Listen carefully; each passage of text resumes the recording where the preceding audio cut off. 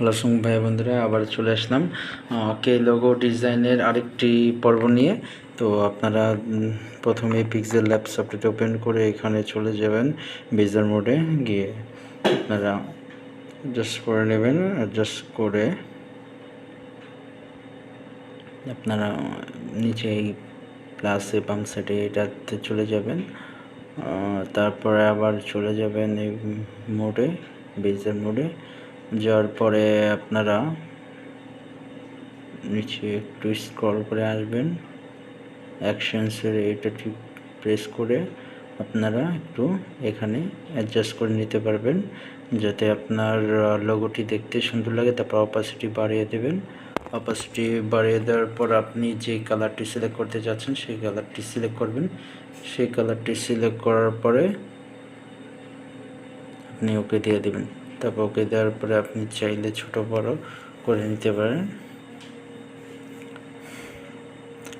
করার পরে আমি আবারও বেজার মোডে চলে গেলাম।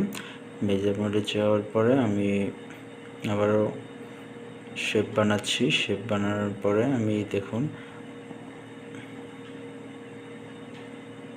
এটিকে টান দিয়ে আমি অ্যাডজাস্ট করে নিচ্ছি যাতে কে শেপটি এই লোগোটি দেখতে কে এর মতো লাগে। এই জন্য এই শেপটি এরকম নিলাম।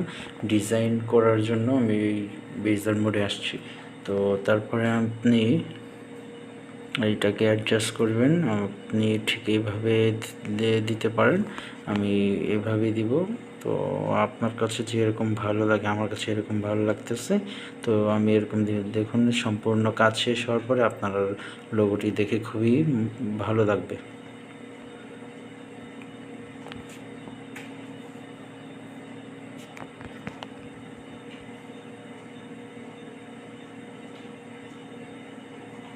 তো আমি ব্যাকে দিয়ে দিলাম।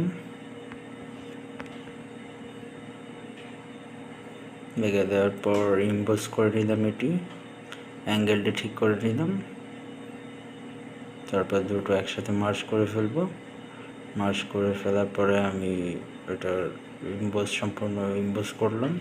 সম্পূর্ণকে ইম্পোজ করার পরে এটাকে আমি অ্যাঙ্গেল করে একটু অ্যাডজাস্ট করে আমি স্ট্রোকটা বাড়িয়ে নিলাম। স্ট্রোক না, সরি, শ্যাডোটি বাড়িয়ে নিলাম। বাড়িয়ে নেওয়ার পরে সেন্টার করলাম। সেন্টার করার পরে আপনি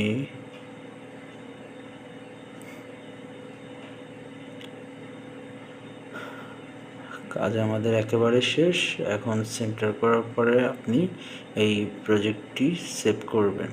ট্রান্সপারেন্ট মোডে গিয়ে এখন সেভ এজ ইমেজে গিয়ে আপনি ডিরেক্টলি পিকচারটি সেভ করবেন। তারপরে আপনি যদি চান ব্যাকগ্রাউন্ডে ট্রান্সপারেন্ট না দিয়ে যে কোনো কালারও দিতে পারেন। তো আমি এখান থেকে একটি কালার সিলেক্ট করে নেব। আমি এই কালারটি নিচ্ছি, সেভ এজ ইমেজ দিয়ে সেভ করে ফেললাম। এখন সেভ হয়ে যাওয়ার পরে আপনি আপনার ফোনের গ্যালারি অথবা ফাইলসে গিয়ে আপনি দেখতে পারেন। আমি আপনাকে একটু দেখাচ্ছি, দেখুন